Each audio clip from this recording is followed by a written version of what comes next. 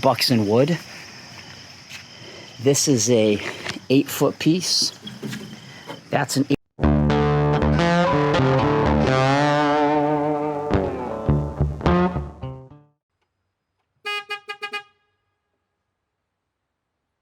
Hey, it's Jason. Thanks for tuning in. I just wanted to go over a quick process that I'm using because I'm able to acquire a lot of these plastic signs, and I have so much space in the building, and some of the height is so high. I was like, how cool would it be to have a plastic sign? This is 8 foot wide by 4 foot high, and put lights, LED light strips behind it, because it will provide light as well as just being a sign to take up some wall space. And it's kind of the wall space that's really high in the building. I'm going to be about 30 feet in the air, and you won't really notice it as much, so I don't want to put a really nice piece in the building that people will just kind of overlook. I got this sign for 40 bucks. It came from a local restaurant in Baltimore, so it has local history, but nothing significant. It was made in the 90s probably, maybe the late 80s, judging by the type of plexiglass and plastic here. But what I do is, I don't want to use heavy wood because I got to lift this thing all the way up. It doesn't need to be pressure treated because it's not going to be outside.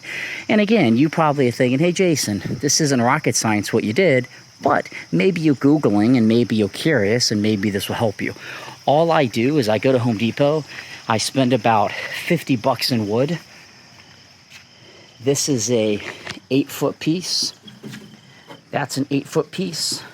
Then I get 5-foot pieces and cut them, and I just build an open light box in the back. This is kind of how when I used to work at a sign shop in high school, but we would have it solid, because the back is going to be the brick wall interior at the building, and then all I'm going to do is just put a ton of LED light strips in here, basically 1, 2, 3. And those things are so bright, once it's pushed up against the wall, it's going to really illuminate the sign. So nothing fancy here. All I do is I lay the sign out on the ground. I've put this down to make sure I got my width right. And then I put an initial, board on the back here. Put one on the other side, and then put ones in the center. And then to hold it, I just got an 8-foot piece of trim wood here. And I just screw it in. I use nice screws.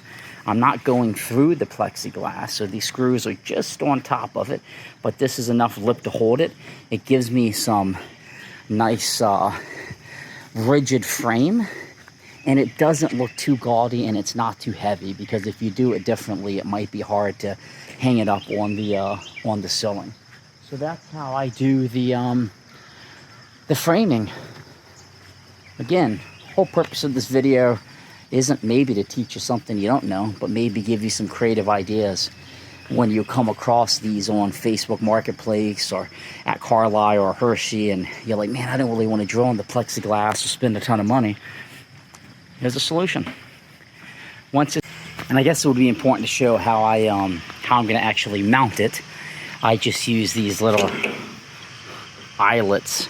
I just drill a guide hole, and then I just put it in and twist it with my screwdriver by hand. And that would be more than enough to hold this. This is a plastic sign with light wood. It's not pressure treated wood or anything. That's the finished product. Thanks for tuning in. Hope this was a bit helpful. And some local Baltimore signage history will be up at the building. Jason and Jax. Please subscribe to my YouTube channel. It means a lot to me.